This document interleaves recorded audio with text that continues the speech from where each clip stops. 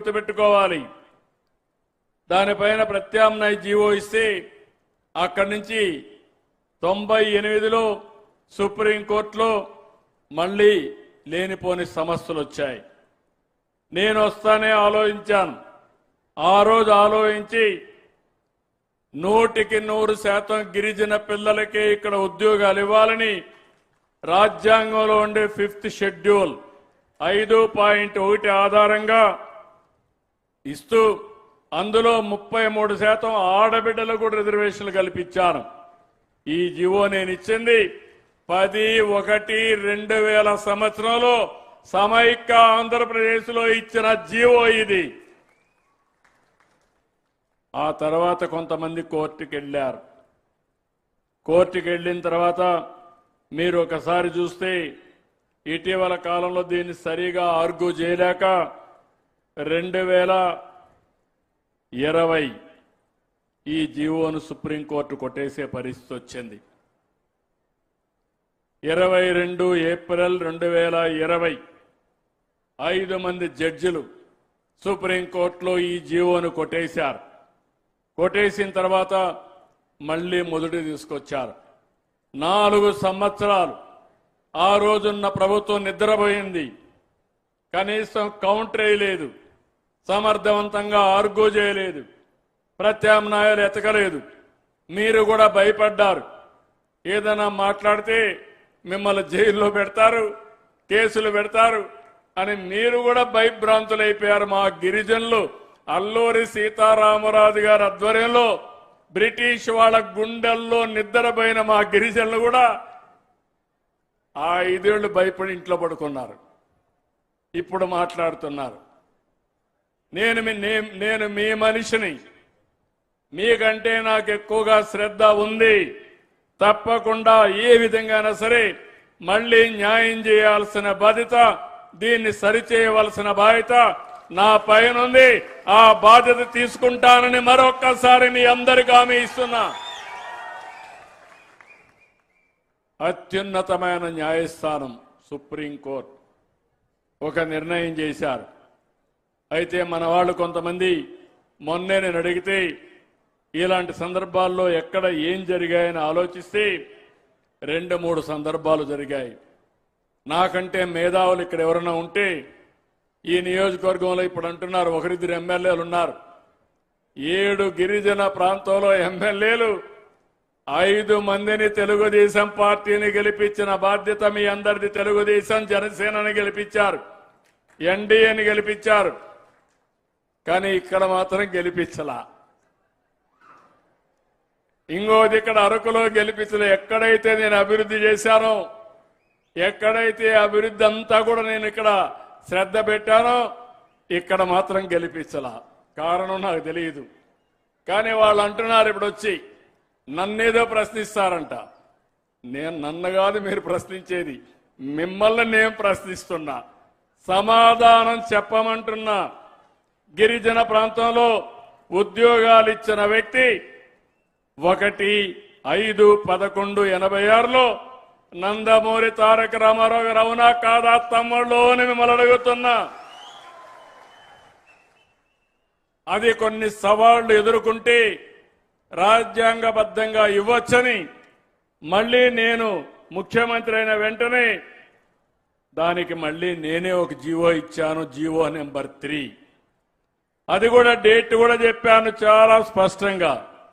ఆ జీవోని మీరు ఒకసారి చూస్తే 10/1/2000లో నేనే జీవోనిచ్చా. ఆ జీవోని పోగొట్టింది వీళ్ళు 22 ఏప్రిల్ 2020. ఇప్పుడు మళ్లీ 5 ఏళ్లు పట్టించుకోవాలా. 2020 అంటే ఎలక్షన్లు జరిగింది 2024. అవునా కాదా? ఎవరి తప్పని నేను అడుగుతున్నా. ఎవరి తప్పు? వైసీపీ తప్పై చేతులపై ఎగెత్తండి.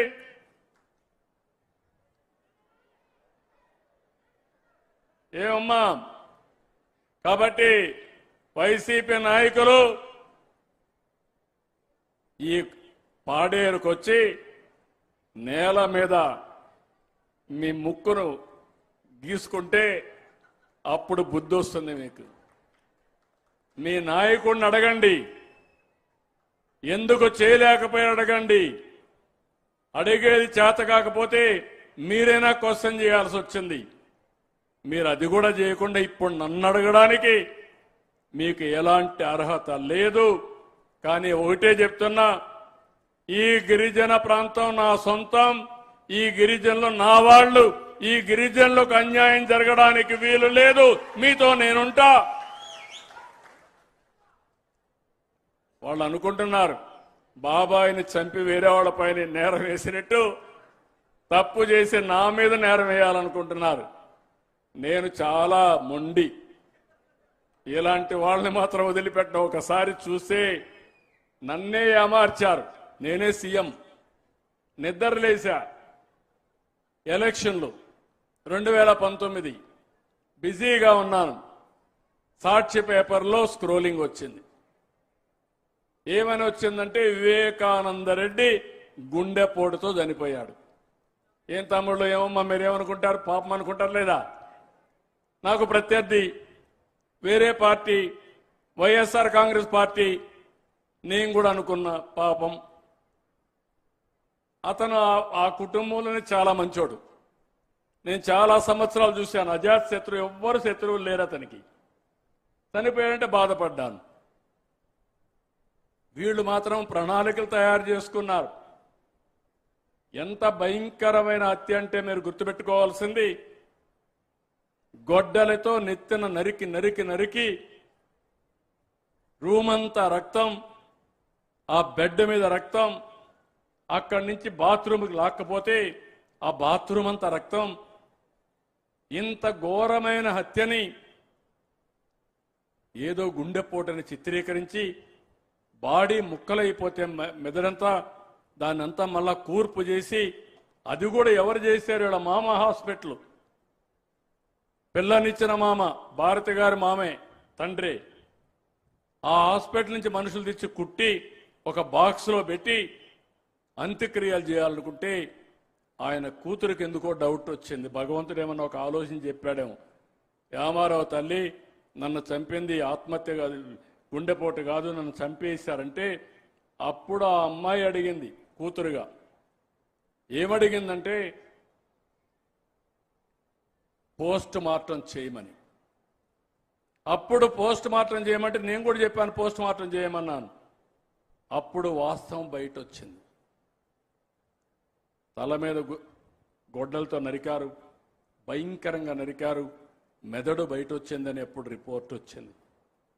ఇమ్మీడియట్గా మాట మార్చేసి ప్రత్యర్థులు ఆయన చంపారని ఆ అమ్మాయిని కూడా కన్ఫ్యూజ్ చేస్తే ఆవిడ కూడా నమ్మింది, ఏదో అన్న చెప్తున్నాడని నమ్మి ఆవిడ కూడా నిజం అనుకున్నది. నిన్న చెప్తా ఉంది ఆవిడ, ఏం చెప్పిందో మీరున్నారు. ఇది చంపింది ఆదినారాయణ రెడ్డి, బీటెక్ రవి, సతీష్ రెడ్డి చంపారని రాసి పేర్లు రాసిచ్చి ఆవిడ కూడా సంతకం పెట్టమంటే నేను సంతకం పెట్టననింది. తర్వాత ఇద్దరు కూడా కోర్టుకు వెళ్ళారు సిబిఐ కావాలని. రెండవ రోజున నిద్రలేసి నారాసుర రక్త చరిత్రని సాక్షి పేపర్లో వేసి నా చేతిలో కత్తి పెట్టి శవం అక్కడ పెట్టారు. ఏమమ్మా మీరందరూ ఒప్పుకుంటారా? ఏం తమ్ముళ్ళు మీరు ఒప్పుకుంటారా అని అడుగుతున్నా. ఏమమ్మా మీరు ఒప్పుకుంటారా నేను అడుగుతున్నా. నన్ను 40 ఏళ్లు మీరు చూశారా లేదా అని అడుగుతున్నా. 78లో ఎమ్మెల్యే అయ్యా, ఆంధ్రప్రదేశ్కి ముఖ్యమంత్రిగా 95లో అయ్యా. 9.5 సంవత్సరాలు ఎవ్వరికి రాని అవకాశం, దగ్గర 10 ఏళ్లు ముఖ్యమంత్రిగా పనిచేశాను. హైదరాబాద్ లాంటి నగరాన్ని నిర్మాణానికి దోహదం చేశా. అక్కడి నుంచి మీరు చూస్తే మళ్ళీ రెండోసారి ముఖ్యమంత్రి ఇక్కడ, 15 సంవత్సరాల ప్రతిపక్ష నాయకుడిని. ఎప్పుడైనా నేను హత్య చేశానని ఎప్పుడన్నా విన్నారా అని మిమ్మల్ని అడుగుతున్నా. నాకు బాధ ఉంటుందా లేదా అని అడుగుతున్నా. చేయని హత్య నా పైన పెట్టినప్పుడు బాధ ఉంటుందా లేదా అని అడుగుతున్నా. ఉంటుందా లేదమ్మా? ఇలాంటి వాళ్ళ రాజకీయాలకు అవసరమా? నేను అడుగుతున్నా మిమ్మల్ని, రౌడీయిజం అవసరమా రాజకీయానికి? సేవాభావం కావాలి. అబద్ధాలు చెప్పడం అవసరమా రాజకీయాల్లో? చేత కాకపోతే చేత కాదని చెప్పాలి. ఇప్పుడు కూడా ప్రయత్నం చేస్తున్నారు రౌడీజం చేయాలని. నేను ఒకటే చెప్తున్నా, ఒకసారి మోసపోయాను కానీ రెండోసారి మోసపోవడానికి కొండే సిబిఎన్.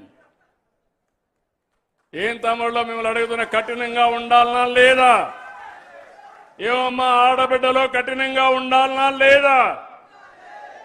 ఏజెన్సీ ఏరియాలో గంజాయి పెంచి మన పిల్లల జీవితాలు నాశనం చేయాలనుకున్న వ్యక్తులు మళ్ళా కపట నాటకాలతో వస్తే క్షమించాలా అని మిమ్మల్ని అడుగుతున్నా. అందుకే మీకోసం గట్టిగా ఉంటా, స్టబన్గా ఉంటా. నేరస్తులు రాజకీయ ముసుగులో ఉంటే ముసుగు తీసి వీళ్ళని ఎక్కడ పెట్టాలనో అక్కడ పెట్టే బాధ్యత, మీకు రక్షణ ఇచ్చే బాధ్యత నాదని నా ప్రజలందరికీ విజ్ఞప్తి చేస్తున్నా. ఈరోజు ఈ పవిత్రమైన స్థలంలో మీ అందరికీ చెప్తున్నా, ఇక్కడికి వచ్చినప్పుడు